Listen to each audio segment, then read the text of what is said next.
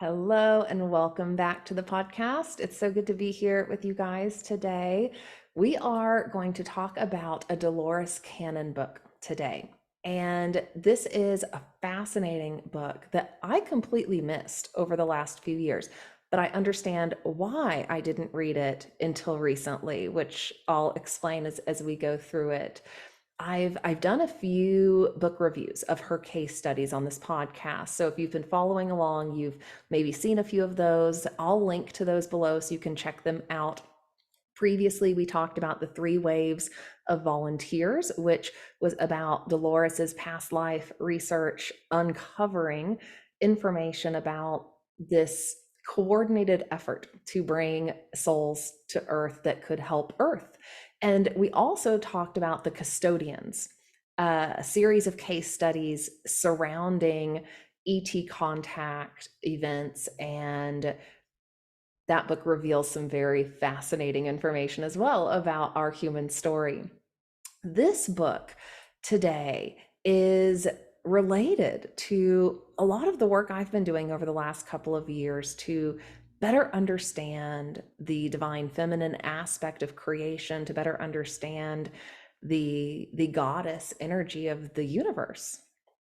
And so we're going to talk about her book, The Horns of the Goddess, today. Dolores Cannon, for those who aren't familiar, was like the grandmother of QHHT, Quantum Healing Hypnosis Technique therapy sessions. And these sessions use a deep hypnosis technique to bring a person into a deep state of trance where they're able to access past life memories or information from their higher self. And I actually studied this technique in depth and went through training, and I've experienced 2 QHHT sessions myself, because I think it's important to understand these things at a deeper level if I'm talking about them publicly, number one. And then number two, it's been a really important part of my personal exploration and uncovering my soul's memories. And Dolores stumbled upon this technique while she was doing some normal hypnosis sessions with clients back in, I think, the 70s. And like a lot of other therapists, she had a few breakthrough cases where subjects were not only just in hypnosis to stop smoking or whatever it was, but they started accessing past life memories while they were in this deep state of trance. And that led Dolores and a number of other therapists to explore that further. And Dolores spent decades doing this work. She developed a robust library of transcripts from tons of past life regression sessions. And as the years progressed, Dolores found more and more esoteric, cosmic, metaphysical information coming out of people, and information that people had not been studying. Her work developed into a fascinating life of research, and it really became her passion. And while the information that we can access in these deep states of trance may not always be 100% accurate, or sometimes can be influenced by the human ego, some of the information she accessed was so incredible and so detailed that it resonates for me as something that someone really couldn't make up. And and furthermore, most of her subjects really didn't have much of a previous interest or experience or knowledge of these spiritual or metaphysical concepts before their work together. So that also just starts to prove out the validity of what we're learning in these cases. I'm also a fan of Sarah Breskman Cosme and her work. She has continued this work after Dolores Cannon's passing, and it appears as though spirit, the beings who sometimes connect to these therapists through these cases, are guiding Sarah to support her in this work as well, to carry it forward. We'll link to a few of her episodes below that we've done in the past. So like I said, while I've been this avid researcher of these things and have been a fan of Dolores's work, and I devoured all of it in the very earlier phase of my research, I missed one until recently. And I should say that this journey I've been on in the last year especially has been all about learning the exact practices that Jesus Christ and the Holy Family used to become high divine supernatural beings, and studying, Jesus's path specifically, not necessarily from a place of um, from like a religious standpoint, or wanting to worship this soul, for instance, but more from the standpoint of, what did this soul do when they were on earth to really get into alignment with the universe in the way that this soul was able to demonstrate it, and how can I learn from that and apply that in my life and in my practice, and and how can I do my best to emulate, this being. And so this book is all about what we'll hear about: the old religion. The old religion prior to Christianity was about goddess worship. And Jesus was all about goddess worship and embodying the power of the goddess, the divine feminine principle of the universe. So that's why somehow I got guided to not read this book back then. I got guided to wait until I had already done my really deep exploration of that old religion and had integrated it into my life. So this book we're talking about today, as I said, is called The Horns of the Goddess. And it includes incredible detail about Druid Priestess past lives. And one of the most important stories in this book recounts the journey of Estelle, the past life of a woman named Brenda. Now, pause here if you don't want spoilers. If you want to read this book and not have spoilers, don't listen to the rest of this, because I'm going to tell you what happens in this book. So Dolores never published these stories while she was alive. She published a lot of other stories while she was alive, but this book she was afraid of publishing because she was afraid of backlash from the Christian church. And in this book, the past life regression cases tell of a time when church patriarchal control had become so violent and so distorted that some of the accounts of the violence are difficult to read. You may also know about this historically as the Inquisition. This is when, I'm getting huge chills right now. This is when the church sought out priestesses, witches, anyone of the old religion, and extinguished them. And it may be difficult for us to reconcile the fact that a religious organization could commit such heinous acts of violence in God's name. But that's what we are being called to do. We are being called to understand the distortion that has played out on this planet. And I think sometimes by maybe getting a more clear picture, a more factual account, a more personal account of what played out during these historical times, while it can be difficult to read, to take in, it actually is part of our collective healing process. So when I do these sorts of episodes and I talk about these things, I think about it from the standpoint of us engaging in a healing process together. We are engaging in resolving collective trauma by bearing witness to it, by understanding it in a different way than maybe we used to be able to understand it, and by starting to rewrite that story for ourselves. So many of you who are watching this or listening to this likely had lives back then. I had a major activation happen while I was reading this information.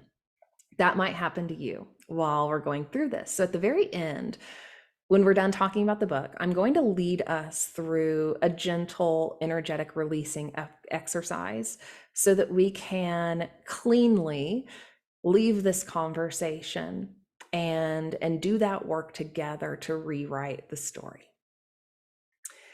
So what we learn about in this book comes from around the time of 600 AD, about 600 years after Christ's time on earth. And we know that during Christ's time on earth, the Roman government was specifically seeking out prophets and any spiritual leaders or people who were speaking on anything other than the agreed upon religion at the time. And in this book, we learn about a secret religion that has been preserved through time, a secret religion related to the goddess of creation, related to the divine feminine. And during Christ's time on earth and after, men in positions of power were threatened by the so-called magic that could be performed by those who worshiped the goddess.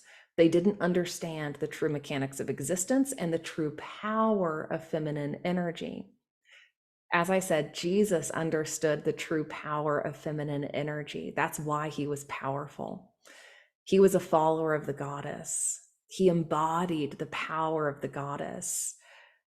And that's largely still been misunderstood in modern times. So this book helps us understand the role that the Druid culture played in preserving this ancient religion of goddess worship. And it helps us understand the practices and ways of working with nature that had been preserved by various priestess groups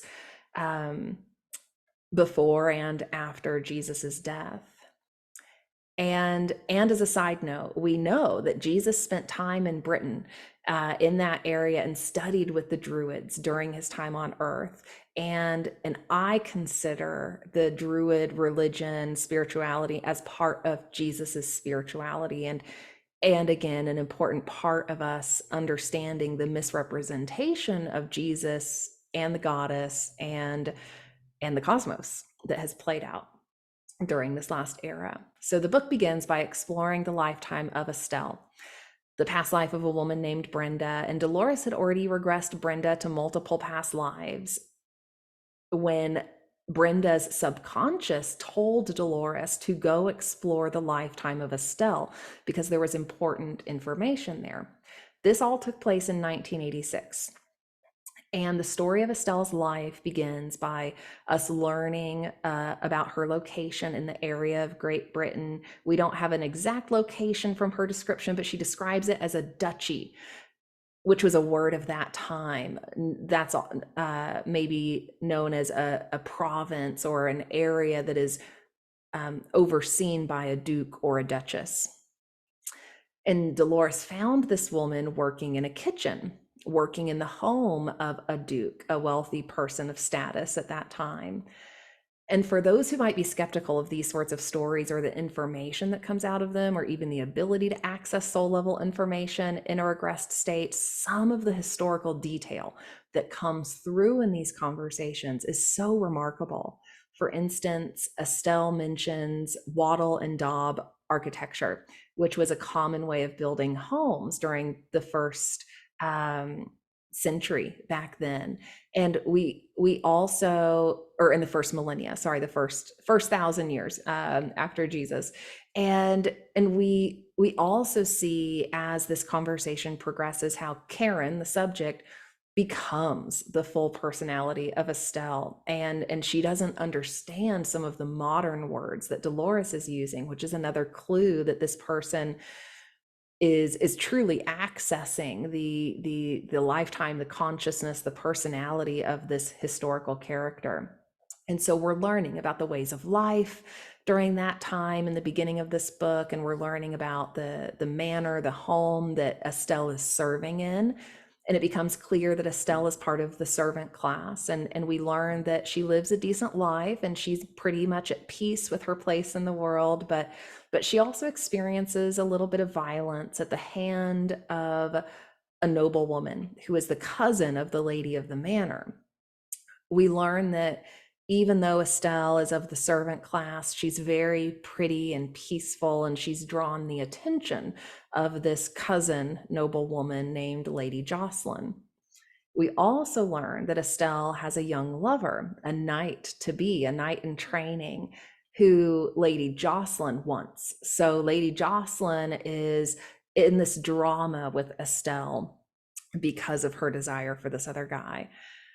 And as we're learning about this, Estelle is demonstrating wisdom by understanding the lower emotions and issues that Lady Jocelyn is struggling with. And Estelle understands that she can't marry the soon-to-be knight because of their different classes at the time. And she's coming to terms with this situation, and she's describing the larger drama that's playing out.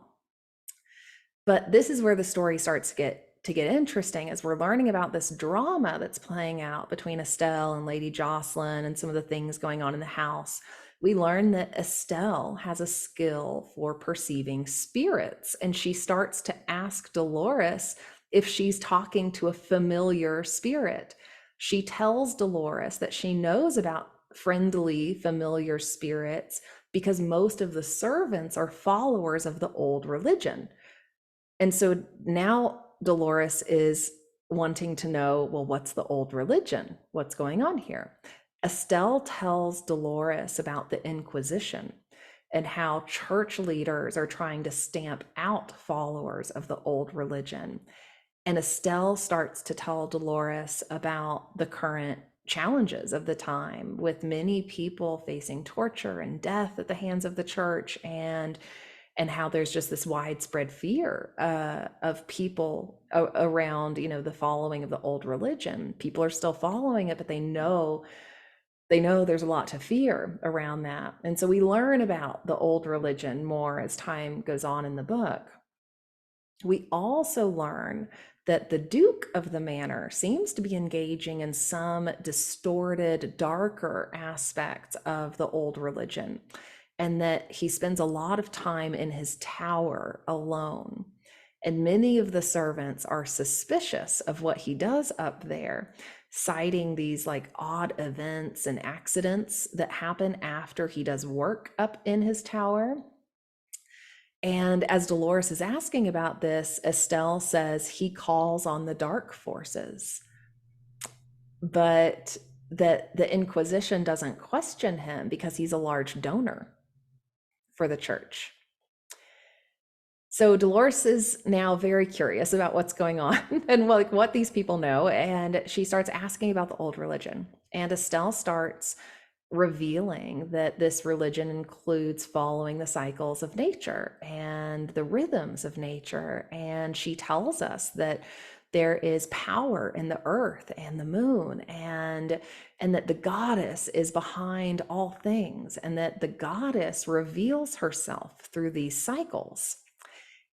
And so we start to learn that there's power in working with the cycles of nature, and working in harmony with nature, and understanding those cycles better.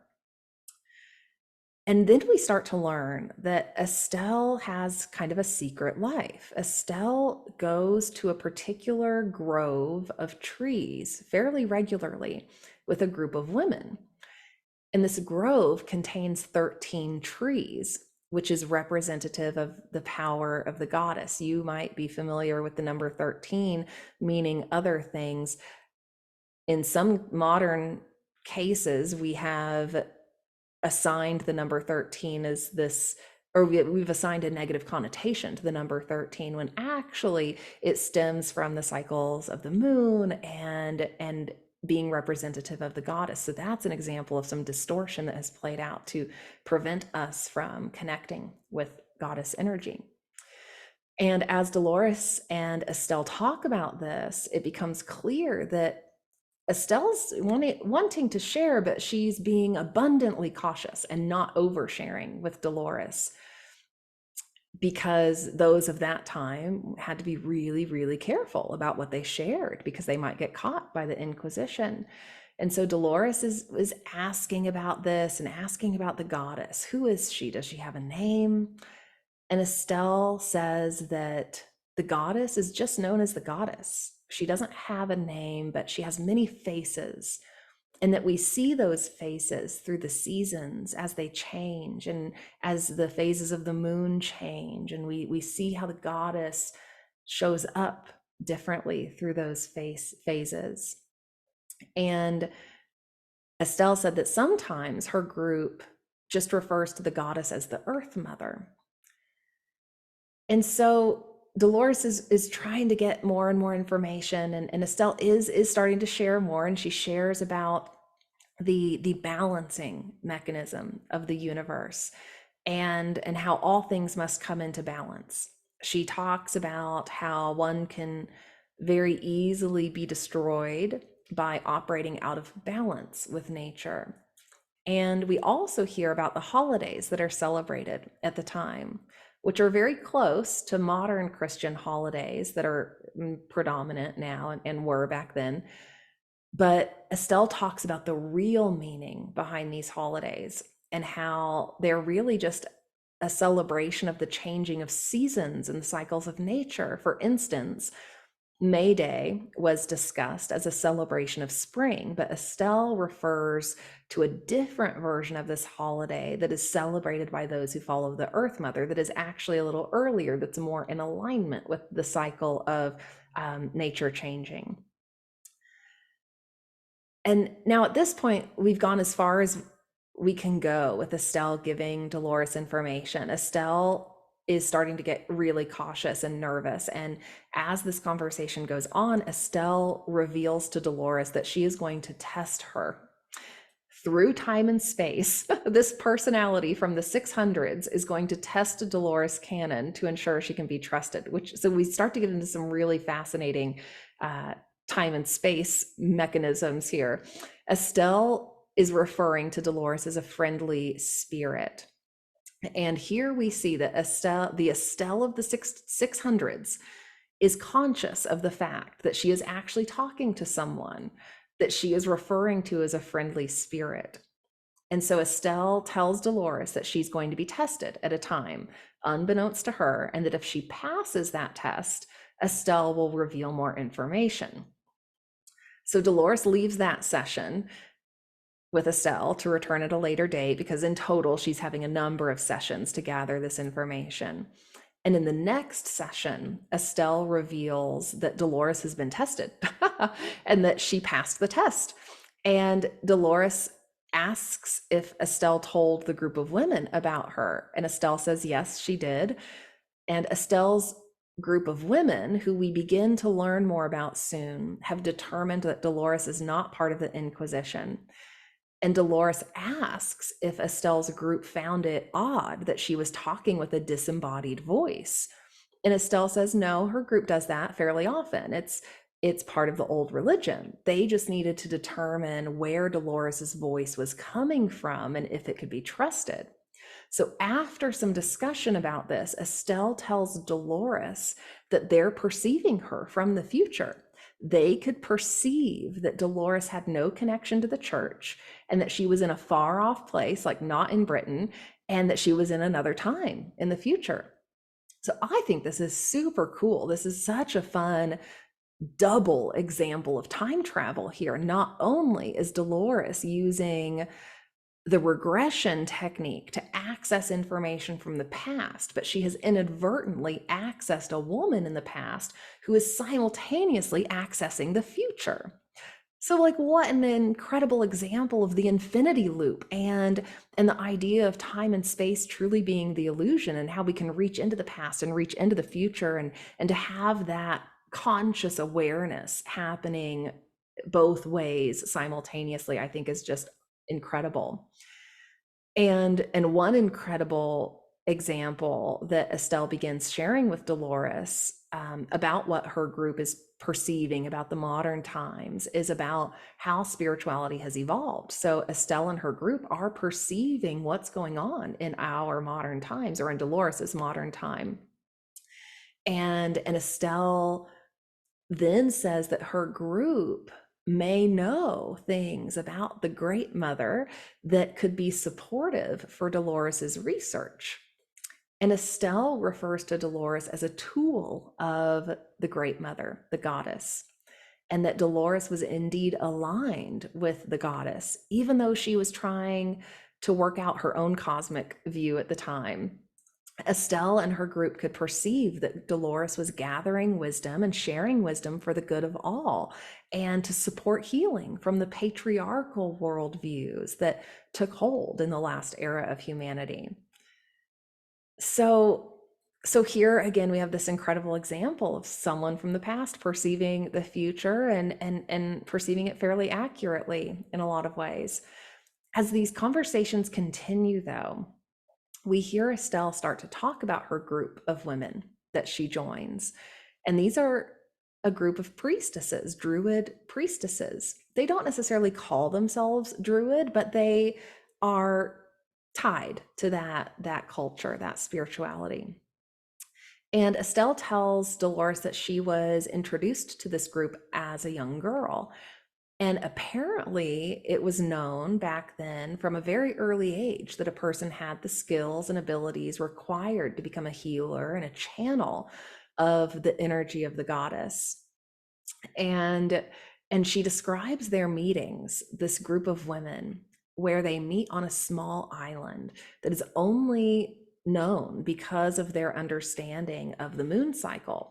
They track the moon cycle to know when low tide will arrive and when they can journey out to this island for their sacred rituals, because it was surrounded by water that was not passable when the tide was high, but they knew the perfect timing to go out there unnoticed. And so they do secret work on this island, following the rhythms of nature. And Estelle starts to talk about the views of the church here as Dolores gets curious about the work that this priestess group is doing and what they're doing with the goddess and with nature. Estelle starts to talk about how the views of the church and some of the teachings of the church are actually out of alignment with the way nature operates. And Estelle describes the ancient religion of the Druids as one that involves ceremonial rituals. And she talks about how many aspects of church symbology or church kind of ritualistic activity are actually forgotten carryovers from the more ancient times of goddess worship, and how the ancient religion actually did influence the Christian church. And again, we know Jesus was a follower of the goddess and goddess energy and understood at a deep level what that was about. And so while the church might display power objects and conduct ritual activities and may even use designs that are based on the harmonic resonance with the universe that we want, much of the church's or church leaders' actual power is incredibly diminished because of other distortion that has infiltrated the Christian religion.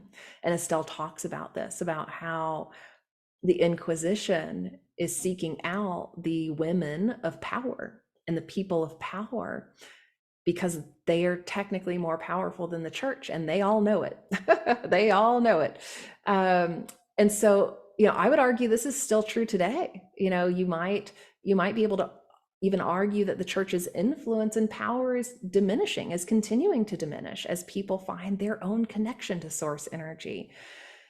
Jesus did not talk about church. Like Jesus was all about helping us understand how to get in alignment with source, with goddess. And so in this book, you learn about these rituals and you learn about how this priestess group works with the moon and how they work with the goddess energy to bring healing to others, and how they come into circle in this ceremonial way. And they have a stone, a crystal that they work with at the center of the circle to harness energy and power, and they start to talk about how they draw power to themselves to then be able to give that power to others who need it. But all of this is done in secret. It has to be done in so much secret because they know that the minute any word of this gets out, the Inquisition is going to murder them. And we start to learn some really ugly things about how the Inquisition operated and how they sought out people, and how those who followed the goddess faced tremendous hardships and many really horrific deaths back then. However, the followers of the old religion had hand gestures that they would use to identify each other. And I find this really interesting. One of those is known as the horns of the goddess. That's where the book title comes from. And it's creating a kind of half moon shape with your hands. So if you're on video, you can see it's kind of like this, like the longhorn symbol for Texas football, if you know that. And this actually is a mudra that in India is talked about as being related to our pelvic region, or the area, kind of from our root to womb chakra area. And we know that that area in particular, the womb area, is really important for our connection to source energy.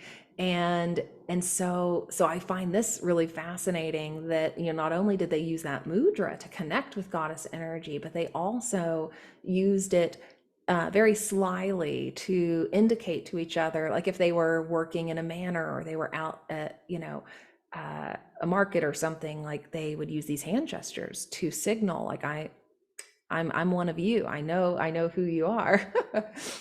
and now, as the book continues, we learn more about Estelle's life and a beautiful marriage that she had and kids that she had, and how her partner and her continued to practice the old religion.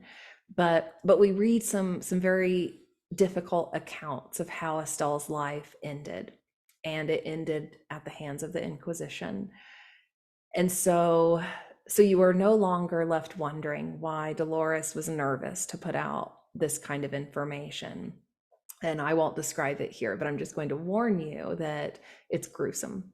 It's not fun to read.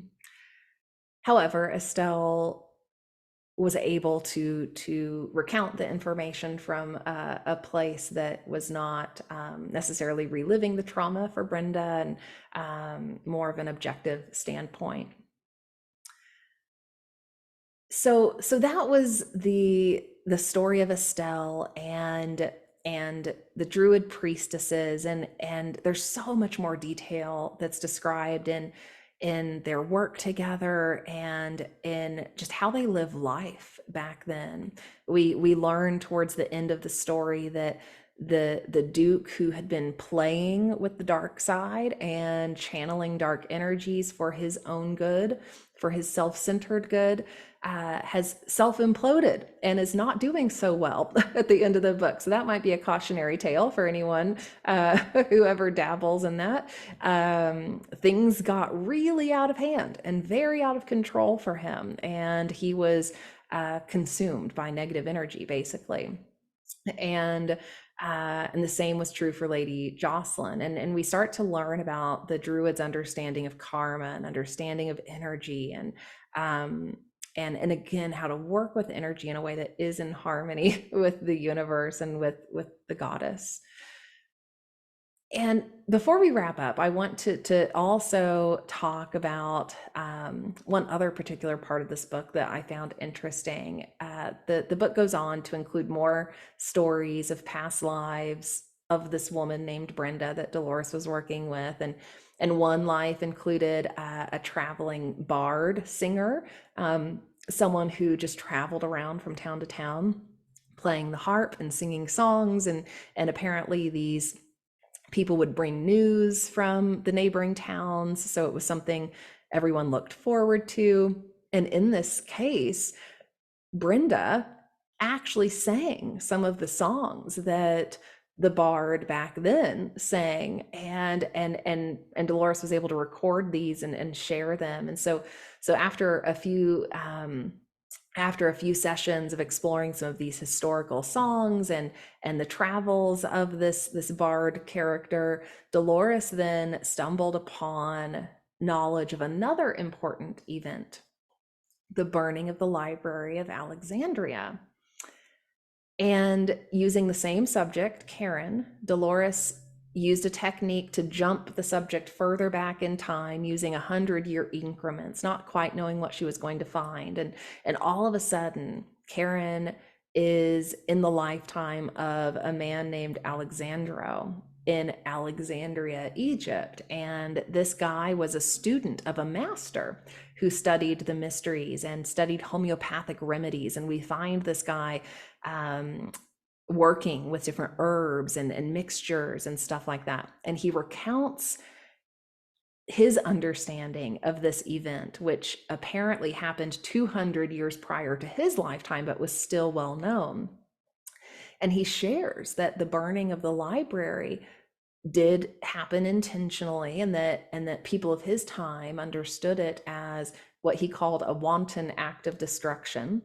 And he discusses how the rulers of the time were more fearful of others having knowledge rather than preserving the knowledge, right? Like they were so fearful of others having it that they would rather burn it than let people connect with that knowledge.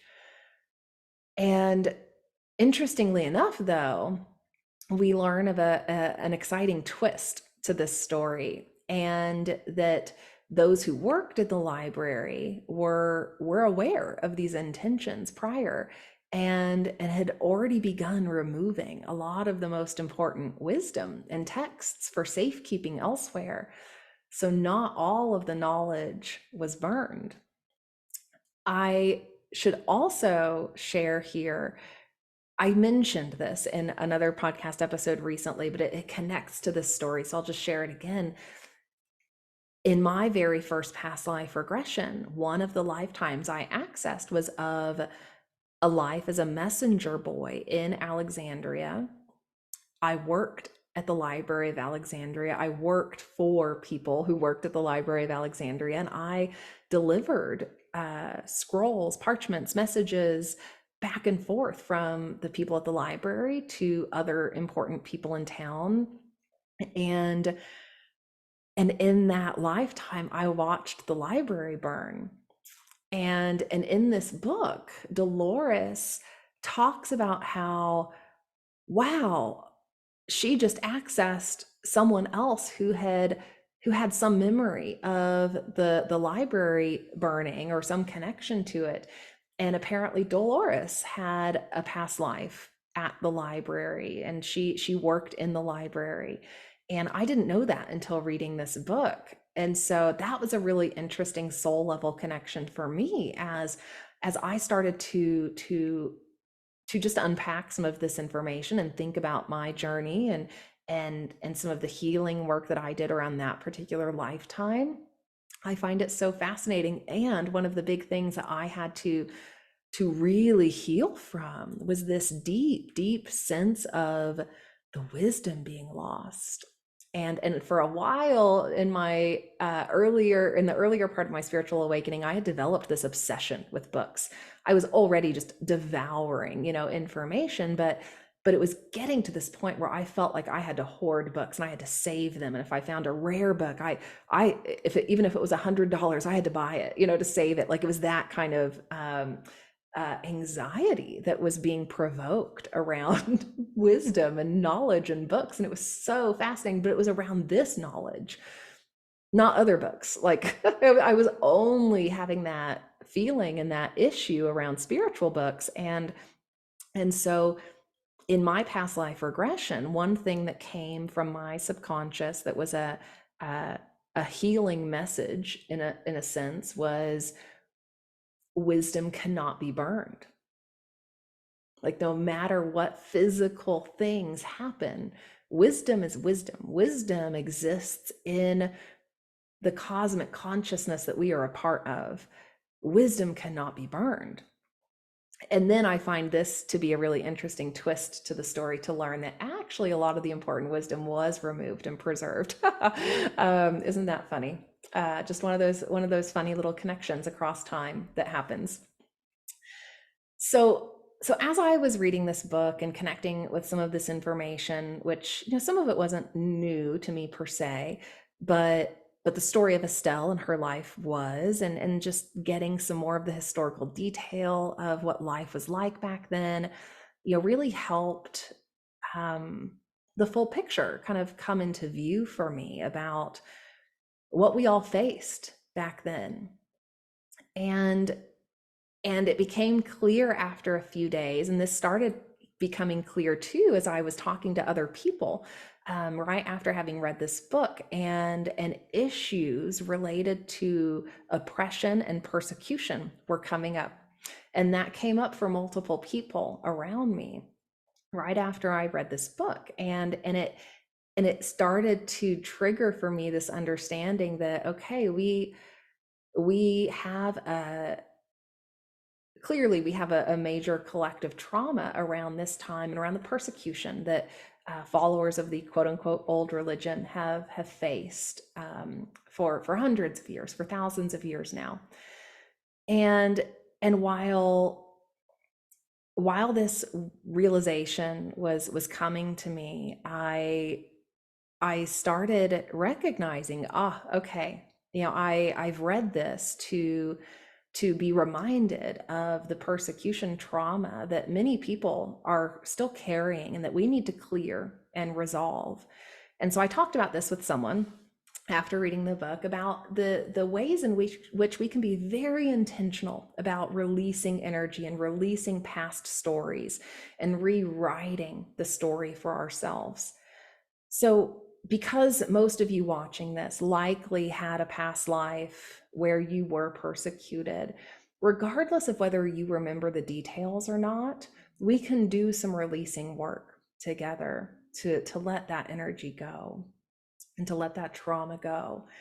And so I want to share with you a very easy, quick exercise that you can do at home to reinforce this energetic shift that we are wanting to experience. And what you'll do is you'll just get a candle, and you're going to work with this candle in your sacred space. And what I want you to do is get a stick. You could use Palo Santo if you have a Palo Santo stick. I like to get little juniper sticks from outside. Any little twig will do. And this is like a miniature fire ceremony that we're doing. And we're going to call on the energy of the goddess, the energy of our great mother, to be with us as we do this, and to help us honor her cycles that we've been through, and to help us honor the return of her energy, the return of our conscious connection to her, the return of our ability to operate in harmony with her nature without any fear. So I want you to get a stick. And just knowing that your soul has experienced oppression, your soul has experienced persecution at the hands of those who are afraid of you having power, of your own power, of the power of the goddess. We're going to let that lifetime go. And what I want you to do is I want you to just connect with that intention of letting go of whatever pain, whatever trauma that you faced in one lifetime or many. Blow that energy into the stick 3 times.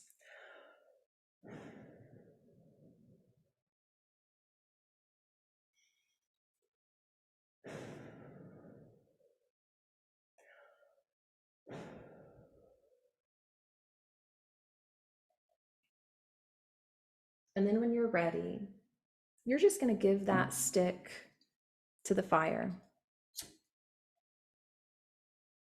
safely. It's always good to maybe have a cup of water on hand as you're doing this in case you need it. But you're just going to give that stick to the fire, and we're just going to let it burn. And we're just going to let it burn that energy away, because that's not yours to carry anymore. It's not ours collectively to carry anymore.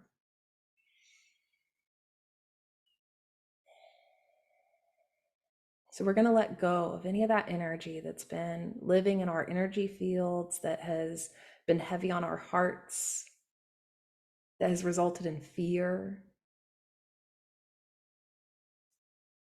And then I would invite you to do that again with another stick, releasing fear specifically.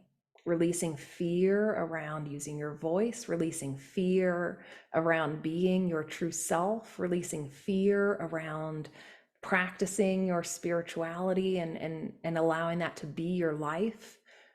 Do that same exercise to release fear. And then I want you to get a third stick. And this time, we're going to write a new story. We're going to set an intention for what the new energy is that we are bringing back to ourselves. And this can be personal for you. Think of whatever that intention is, whatever that new story is. It could be something like, in this life, I am empowered to live my spirituality freely. It could be something like, in this life, I embody my power. We have some throat chakra clearing happening. In this life, I embody my power fully. It could be something like, in this life, I fearlessly represent the energy of the goddess. You could do all of those. This is an exercise to continue doing.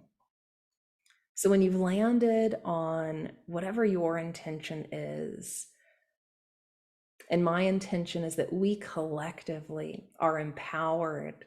We are empowered to use our voices. We are empowered to be who we are. We are empowered to represent the goddess. We're going to blow that into the stick 3 times.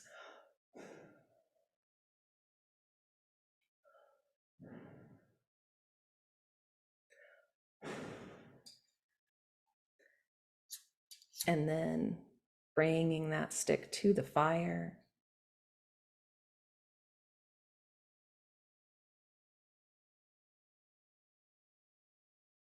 And we're just going to let it burn.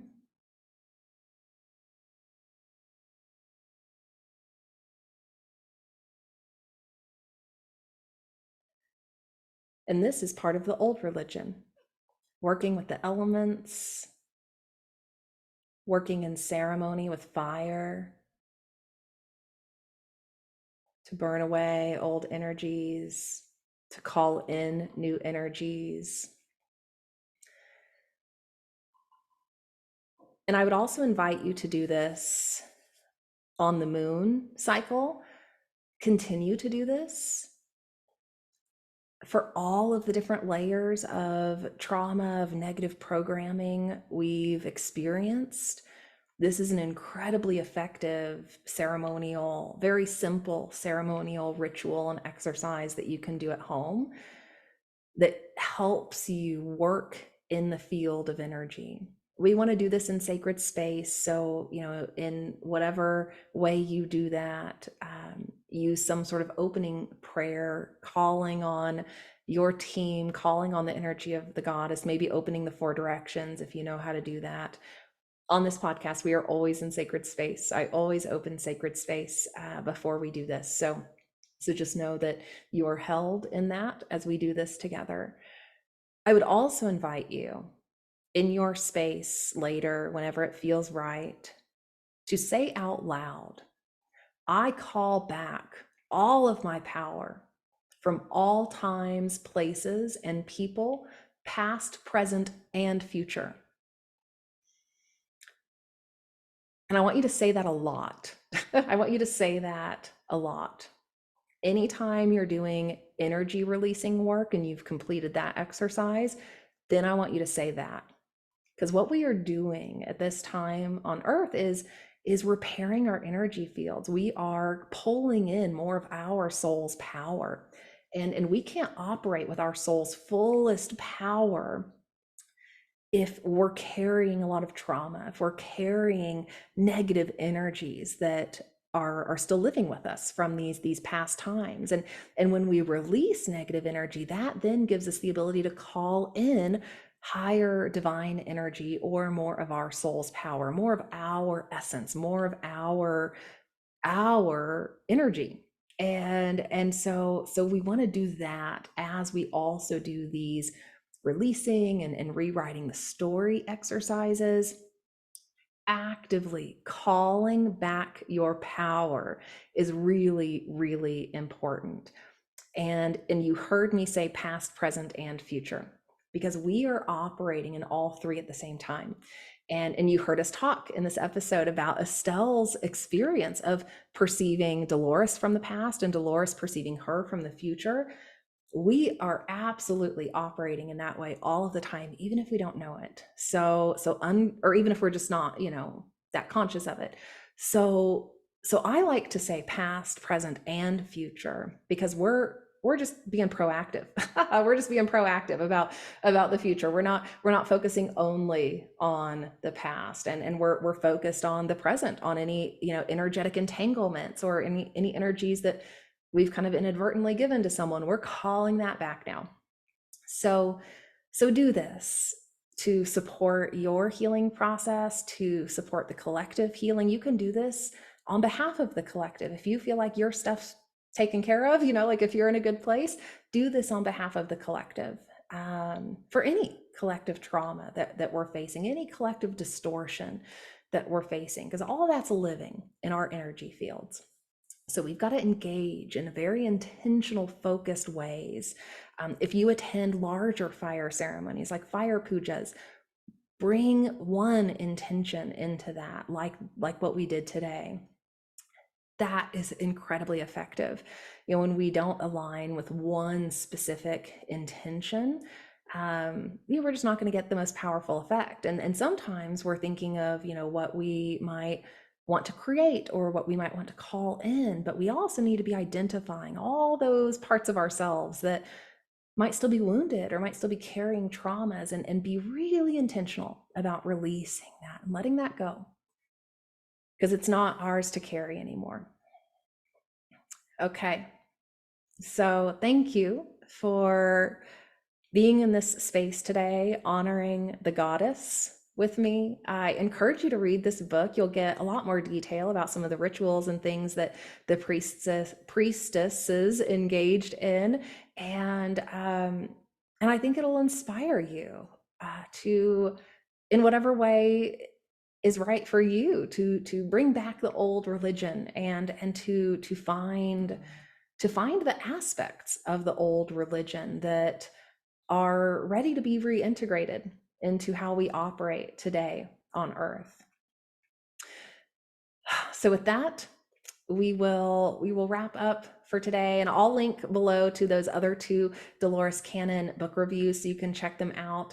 I have been absolutely fascinated by all things related to past life regression. We can learn so much and connect so many dots, and that's one of my big missions. That is my mission, and in a way is connecting dots and bringing that forward in a way that it might be helpful. So thank you, and blessed be. So thank you, and I'll see you next time in the next episode. Bye for now.